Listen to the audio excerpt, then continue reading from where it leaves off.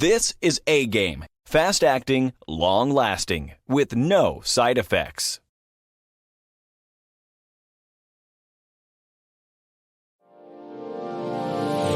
Hey all my Crimsonites, and welcome to the Crimson Cure channel, where we embrace our femininity, increase our womanly values, and celebrate our brothers. So join me on our feminine journey to learn, heal, and grow.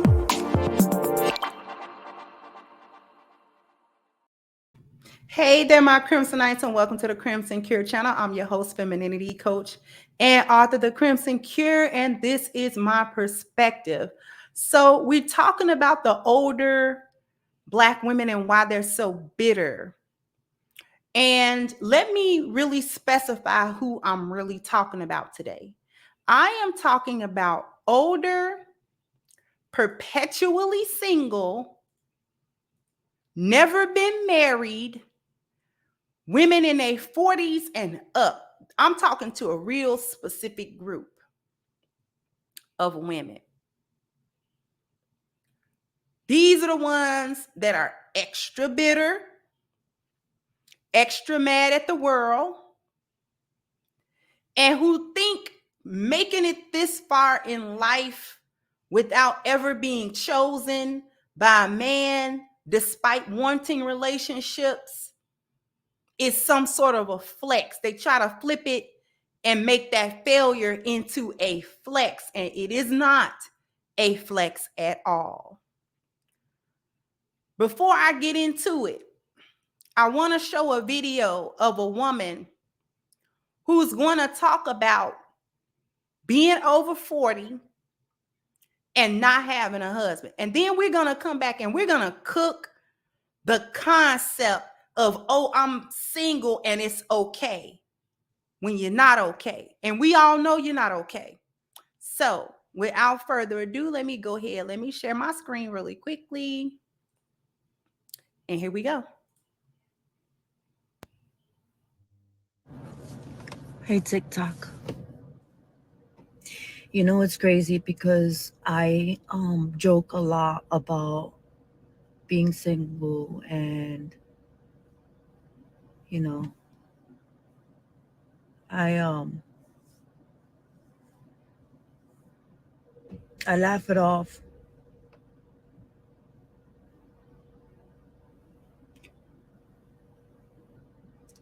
But I'm 46 years old. And while I'm getting ready for surgery and everything, it dawned on me. Hold on. I'm sorry. It dawned on me that I'm 46 years old and I don't have a husband to take care of me. I don't have a husband to help me get ready.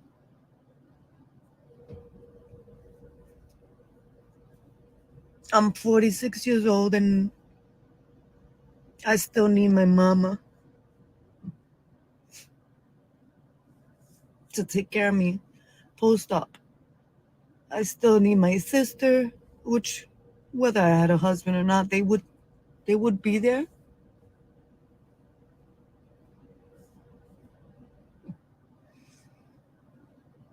It sucks. Being single at 46 sucks.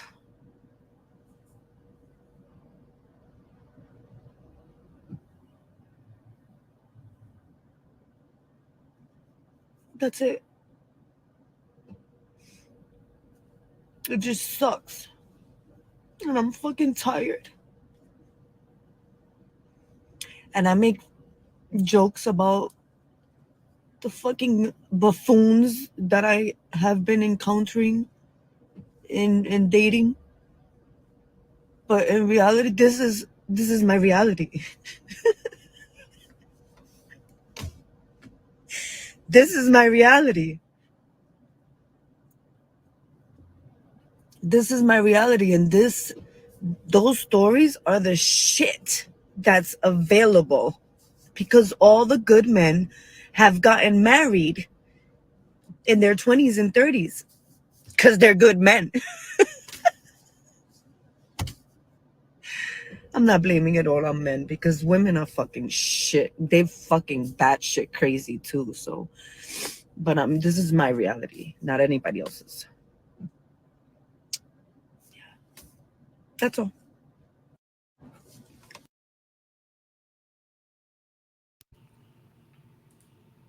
So you were able to hear this woman, 46-year-old woman, crying in her car because she's going to have surgery and she doesn't have a man. She doesn't have a husband. She's trying to rely on her mom, her sister, this one and that one to see to her post-op because she's not going to be able to really do much for herself as she recovers from this surgery. Black women, what is your problem? What is your problem? Because see, you don't think this is your reality. And every day you live in this reality. But you tell younger Black women how you a car, a job, and a house. This woman, I'm sure she got a job, a car, and a house. I'm certain that she had them things. She didn't say nothing about being homeless. I'm certain that she has these things. But she's sitting in her car crying. She ain't sitting in her car crying because she weak. She ain't sitting in her car crying because she ain't strong enough to do. I'm telling you, she's sitting in the car crying because a man is more than a paycheck. And it's just not hitting her. That she doesn't have somebody that his job is to dedicate his time to her at this point in time in her life. My husband, if I had to go into a surgery, a serious surgery, and I come back and I have a recovery time where I cannot do for myself. I can't get up. I can't whatever. I can't feed myself. I can't get up and cook and clean. I can't do all. I can't take care of him right now. I need taken care of right now. My husband gonna do that for me. I don't got to try to call my mama. I'm 46, so my mama what? She at least 20 or some years older than me. So if I'm 46, what, she's 66? She hitting on 70? She hitting on 80? What is it? I got to get that old woman, she got to worry about me? My sister done got her own family. Now she got to take away time from her family and from her job and from everything, her life, and come see about me because I didn't have sense enough to get a man. Because I was too busy being independent. Because I was too busy giving me and my butt to kiss. I was too busy telling them how much I didn't need them and how much they wasn't wanted and what they couldn't do for me. I was too busy. See, when you get this old, you're telling the world a couple of things about yourself. If you done got to 40 and above and you have never been married before in your life, I don't mean a 5-year relationship, 6-year relationship. I ain't talking about none of that foolishness. I am talking about an actual marriage. A man came and said, you are my wife. I'm your husband. We doing this thing called life together. You ain't never had that. You telling me a few things. You're telling the world a couple of things. This is why it's a failure, not a flex. You blaming it on the men. I know every failed relationship you ever had has been his fault. He been a liar, a cheater, a scammer, or whatever. The list goes on and on and on. It ain't never been your fault. We've heard every excuse in the book about what happened in your life that ended you up at the wall or beyond without no help. You done jumped off the cliff without no parachute. Or you've been pushed off. Tells us 5 things about you. The first thing that it tells us about you is that you are hard to get along with and you hard-headed. Men have found you difficult to deal with. They found it difficult to come together with you. You have demonstrated an inability to get along with men, speak to men properly, successfully, and harmoniously interact with the opposite sex. You have proved that you are difficult to deal with, beloved. You're hard to get along with. He can't live with you. He can't interact with you very long. You got problems. You got personal problems. That's your personal market value. That's a problem. These are the things that have stopped you from getting married. These are the things. Your personal market value. You hard to get along with. You're not a good person. You're not a good-hearted person. When he got around you and he talked to you and he was, with you and trying to really build a relationship with you, he realized that you was a POS. He had to leave you alone. The second thing that it tells us about you, beloved, I got my notes, is that you're damaged. You are damaged goods at this point. Maybe you wasn't damaged goods before, but you're damaged goods now. Okay? You have been damaged in some way, shape, or form romantically. And what's worse than that is that you have never resolved any of those issues. You have not healed from whatever went on in them past relationships, which leads me to number 3. You do not self-reflect. You don't have a self-reflective accountability bone in your body. You do not do the real work on yourself. You may tell the world you're doing work. I'm doing me, I'm just working on me. I'm just, thinking about me. You're not. It's a lie. It's capped. It's gone. You have not been doing any work, because in order to do work, you're going to have to self-reflect and have some accountability. So coming up telling us that every failed relationship you've been in been a man's fault, red flag. You 40-something years old. You are all your 47 years. You still ain't figured out that you were part of the problem. And you may, in fact, be the problem.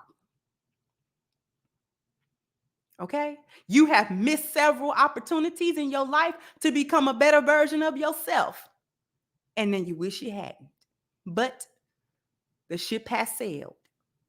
The fourth thing that it tells us about you is that you are masculine. You have been the man in all of your relationships, beloved.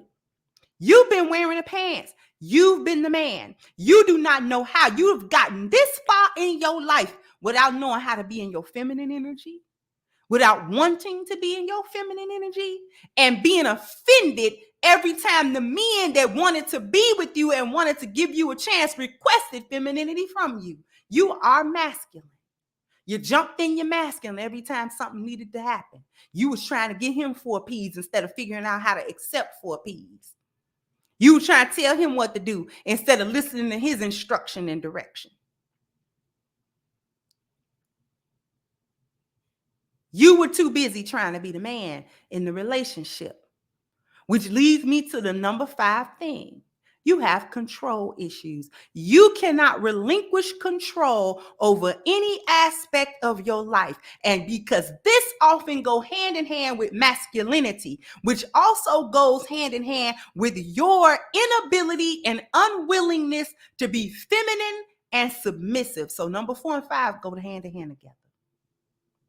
You do not understand your femininity. You have made it past 40 mark. You have been in this world 4 decades and can't figure out your own biological set that you are supposed to be feminine and that it was all right to be a woman. You still ain't figured it out. Some of y'all still ain't figured it out.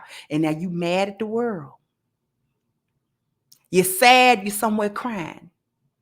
Like this woman here. Ran all the good men away. How much you want to bet when she was young and she was cute? You couldn't tell her nothing. This one ain't good enough and that one ain't good enough. Now she understands that I done got the house. I done got the job. I done got the car. I done been able to make it. And what she say? I'm tired. Because women are not psychologically, nor are we physically designed for the rigors of this world. We are not designed for that. We are designed for the covering a man as he faced the rigors of this world, and we support him after he come from a long day of that, day in and day out. That's what we are meant to do. So what should a bitter old, past the wall, bitter Black woman to do after she done became bitter? Should she do? What in the world should she do? If you have learned nothing, do nothing. We need you to be quiet. We need you to sit somewhere in a corner and eat your food. Eat your tapioca pudding and shut up. That's what we need you to do. If you didn't learn anything, if you didn't learn any valuable lesson from the failures, the many failures in your life, the failure of being a woman, if you still somewhere 45 thinking that you didn't do nothing wrong in none of them relationships and it was all the men and you doing you and you gonna have a hot girl summer, you gonna have a golden girl summer. If you still thinking you a city girl at 47, I'm gonna need you to sit in the corner and eat your tapioca pudding, grandma. But if you have learned something from them failures and you got enough humility in your heart and enough sense in your brain, then what I need you to do is pass along the information to the young women in a positive, loving manner. Let them know the mistakes that you made so that they can avoid them. It's never too late to learn and to change. However, it might be too late to avoid the consequences of your choices. And just because you have to deal with the consequences and the outcomes of your bad choices, don't take that bitterness out on no young woman. Don't do that to her. Because you mad because she 18 and 19. If you see her saying that same stupid stuff you said at 18 and 19, you have an obligation to pull her to the side and let her know, baby, this is not the way. You see how auntie living? This is not the way. I am not happy with none of them decisions that I made in my young life. When I could, I wouldn't. Now I want to and I can't. And you don't want to be in that position at all. So don't be getting mad just because you are got to live in the consequences of your own actions and your own decisions and choices. Don't get mad at her. That's not her fault. You should have had somebody to tell you, your whole family failed you. You have an obligation not to fail the upcoming generation of women. Any young women that you have influence over that look to you for anything, do good. Don't do them bad, do them good. Don't do them like the world did you. You do good. You let them know, hey, baby, I've been down the same road you going down, and I'm gonna tell you it's not a good thing. The dead end is real. The wall is real, baby, and you don't wanna be 46 crying on TikTok because you got a surgery coming and you ain't got nobody to look after you. Because you thought a man was just a paycheck and a good time. You didn't value a man's masculinity or his covering. You didn't value his provision, his problem solving, his protection, and his procreation. You didn't value none of that when you was young and thought another one was around the corner. I'm here to tell you that time come where ain't no more around the corner. You look in that line mighty short.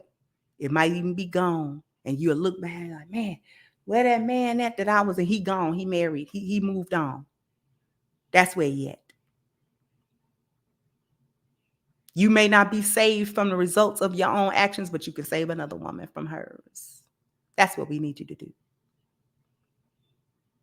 And with that being said, I want to bring everybody's attention to Black Lives Matter organization. We still have that petition going on. I'm so happy that we made it above 6,000 signatures. Now we want to go to 7,500 signatures. So I am pleading, I am encouraging everybody to click the link in the description box for that petition. If you want to hold Black Lives Matter accountable for all of the theft that they doing since 2020, and they keep getting caught with this type of theft. The stories keep coming, and we as a community have to be the ones to hold them accountable for what they are doing. So if you want to join me with holding them accountable, what you want to do is click the link in the description box to sign the petition, to share it across your social media, and also to contribute to it if you can. Also, get down in the comment section and let me know what you think. Like, share, subscribe to the channel if you have not. Once again, I'm your host, The Crimson Cure, and this was my perspective. Bye-bye, Crimsonites. Hey guys, please like, share, and subscribe to the channel and hit the notification bell. And if you've got more to say on the topic, leave a comment down below. Also, don't forget to support our sponsor who so graciously supports this channel by clicking the description box and the link for A-Game at agameherbal.com. You can go ahead and get a 10% discount off of your next purchase using the code Kendra10. This has been yet another Crimson Cure production, and I'll catch you guys on the next one.